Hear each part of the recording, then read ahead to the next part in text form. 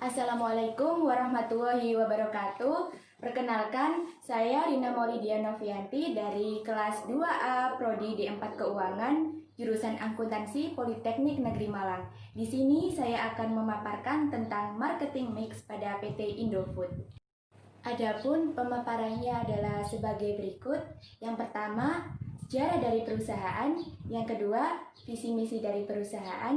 Yang ketiga, elemen dari marketing mix yang mencangkup 7P. Yang keempat, strategi dari marketing mix.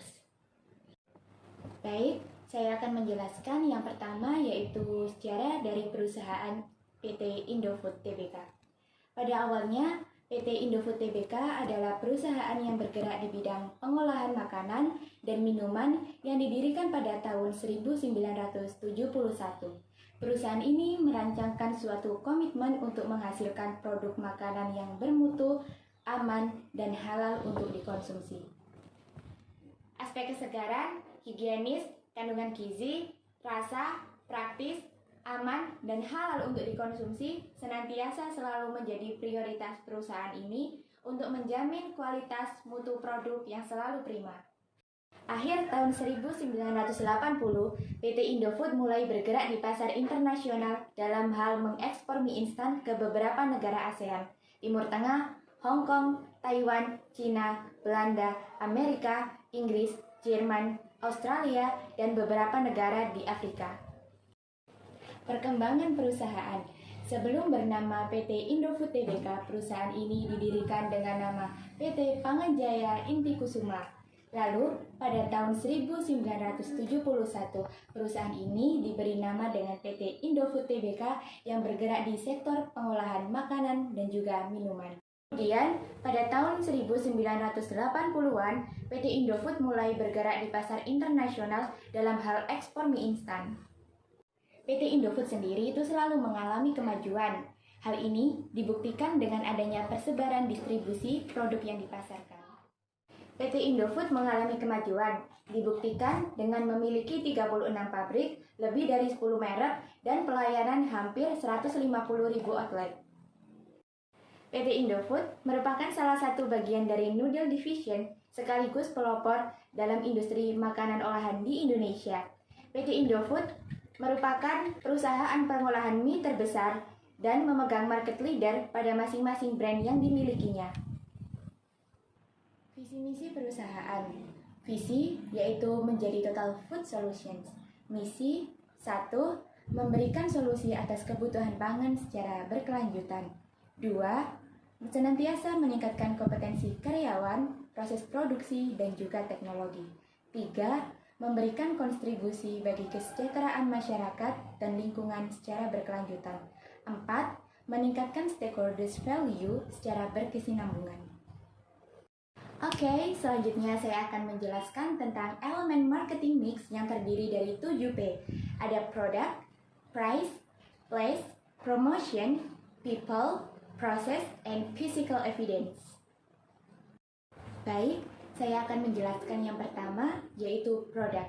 PT Indofood selalu menampilkan produk konsumen bermerek yang terdiri dari 4 divisi. Ada divisi mie instan, divisi bumbu penyedap makanan, divisi makanan ringan dan nutrisi, dan yang terakhir yaitu divisi makanan khusus. Indomie merupakan salah satu brand dari PT Indofood yang paling terkenal dan memiliki rasa yang sesuai dengan selera orang Indonesia. Di sini yang saya pakai adalah Indomie goreng rendang, di mana rasa Indomie ini merupakan variasi terbaru. Indomie pun selalu berusaha memenuhi keinginan masyarakat dengan terbuktinya semakin banyak variasi produk mie goreng, mie sop, mie regional, maupun mie premium dan juga mie jumbo.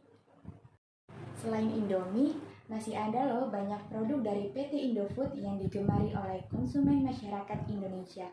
Ada Promina, Citato, Ichi Ocha, Indomilk, dan masih banyak lagi.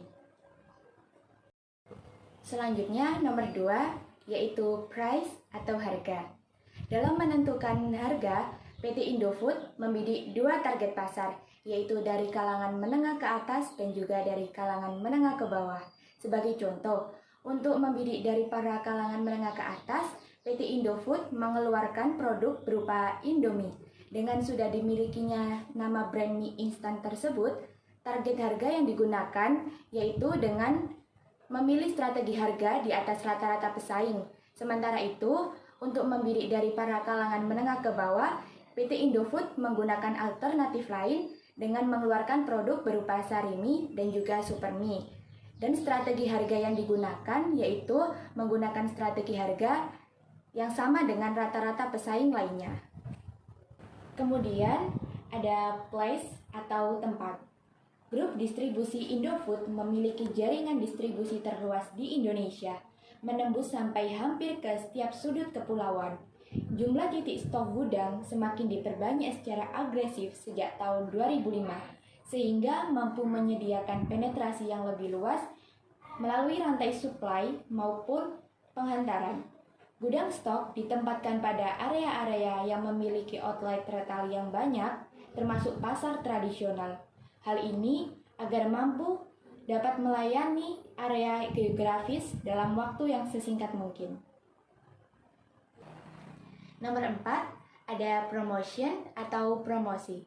Di sini menggunakan tagline Indomie Seleraku. Untuk iklannya menggunakan billboard, iklan TV, dan juga sponsor acara. Dalam event, Indomie menggelar ajang pembuat lagu jingle untuk para pelajar SMA. Acara tersebut berjudul dengan Jingle Dare yang berlangsung pada tanggal 24 April 2008. Hal ini juga bertujuan untuk lebih memodernisasikan jinglenya sekaligus meningkatkan brand awareness bagi kalangan pelajar maupun remaja. Ada juga pembuatan shop sign. Ditinjau dari aspek product life cycle, Indomie saat ini berada pada posisi mature, sudah stabil, memiliki brand equity yang sangat kuat dalam hal bertahan sebagai top of mind merek mie instan. Indomie masih tetap harus mengadakan promosi untuk merimain customer bahwa Indomie itu masih eksis dan juga sangat berinovasi. Lupa, promosi yang dilakukan juga menggunakan endorse artis terkenal seperti Tiga Diva, Gita Gutawa, maupun dari kalangan non-artis seperti remaja ataupun pelajar. Nomor 5, ada people. PT Indofood menyediakan layanan kepada para konsumennya dengan cara menempatkan SPG di berbagai outlet yang menjual produk Indomie. Selain itu, PT Indofood juga memberikan pelayanan melalui suara customer dengan cara menelpon ke customer service bebas pulsa. Yang keenam yaitu proses. PT Indofood akan selalu memberikan jaminan mutu dan kualitas dalam setiap proses produksinya. Hal ini dapat terlihat dari kemasan yang diberikan label komposisi yang terkandung dalam setiap kemasan tersebut. Juga disertai dengan tanggal produksi maupun tanggal kadaluarsa. Itu semua dikarenakan PT Indofood ingin memberikan jaminan yang terbaik kepada para konsumennya agar tidak merasa khawatir akan mutu yang diberikan oleh PT Indofood. Yang terakhir yaitu physical evidence. Untuk memberikan rasa kenyamanan maupun kepercayaan kepada para konsumennya, PT Indofood memiliki pabrik untuk proses produksi yang cukup memadai, dengan disertai dengan mesin-mesin berteknologi canggih. Lokasi PT Indofood ada di beberapa tempat, salah satunya yaitu pabrik untuk produksi Indomie, berada di PT Indofood Sukses Makmur, Bogasari, Flour Mills, Jalan Raya Cilincing nomor 1, Tanjung Priok, Jakarta Utara. Ada beberapa cara dalam menjalankan strategi marketing mix oleh PT Indofood. Di antaranya dapat dilihat dari segi inovasi produk, cara pengemasan, maupun distribusi. Inovasi produk. Pada bidang divisi noodle, ada Indomie goreng rasa rendang dan juga Sarimi isi 2. Pada bidang makanan ringan, ada Citato rasa Indomie goreng dan juga pada bidang makanan khusus, ada Promina Plus untuk snack bayi. Cara pengemasan. Pengemasan adalah proses penyatuan dan pembungkusan dengan menggunakan etika sesuai dengan standar yang telah ditetapkan. Tujuan dari pengemasan sendiri yaitu untuk melindungi produk dari kemungkinan tercemar atau rusak, sehingga produk tersebut tidak mengalami penurunan mutu maupun kualitas ketika sampai berada di tangan konsumen. Setelah dikemas, selanjutnya produk tersebut akan dimasukkan ke dalam karton. Lalu, karton tersebut akan direkatkan, kemudian menuju gudang untuk didistribusikan atau disalurkan ke tangan konsumen. Distribusi yang dilakukan oleh PT Indofood, terutama pada produk Indomie, terdiri dari distribusi bahan baku dan juga distribusi produk. Dilakukan dari gudang menuju ke retail atau supermarket. Selain itu, PT Indofood juga melakukan distribusi kepada pihak ketiga. Saat ini, sering ditemukan bahwasanya produk Indofood sudah tersebar di berbagai pasar di seluruh Indonesia. Ini merupakan segmen penjualan produk Indofood di tahun 2019 dan 2020. Dapat disimpulkan bahwasanya penjualan produk Indofood selalu mengalami peningkatan. Analisis SWOT, Strength, Weakness, Opportunities, and Threat. Pada kuadran 1, dapat dilihat bahwasanya strategi umum yang dapat dilakukan oleh perusahaan adalah menggunakan kekuatan perusahaan untuk mengambil setiap keunggulan pada kesempatan yang ada. Memperkenalkan produk melalui pelayanan terbaik yang aman dan andal yang dapat memberikan rasa percaya bagi para pelanggan dalam mempertahankan diri menjadi pemimpin pasar.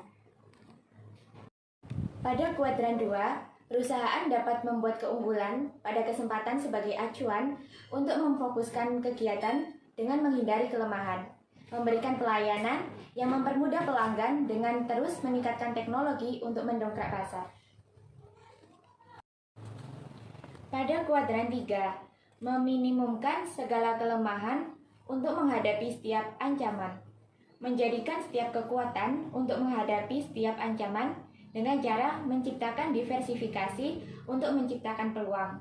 Artinya, mengedepankan kualitas pelayanan diferensiasi non-harga, seperti kualitas, layanan, kecepatan, fleksibilitas, dan lain sebagainya. Pada kuadran 4, menciptakan setiap kekuatan untuk menghadapi setiap ancaman dengan menciptakan diversifikasi untuk menciptakan peluang. Meminimumkan segala kelemahan untuk menghadapi setiap ancaman, artinya perlu dilakukan strategi dalam bentuk kemudahan untuk mendapatkan produk dan penawaran harga yang murah, serta promosi-promosi yang menarik. Nah, dari analisis tersebut dapat dikatakan bahwasanya faktor kekuatan lebih besar daripada faktor kelemahan, dan pengaruh dari faktor peluang juga lebih besar daripada faktor ancaman. Oleh karena itu, posisi PT Indofood Tbk berada pada kuadran 1 yang berarti pada posisi growth atau pertumbuhan.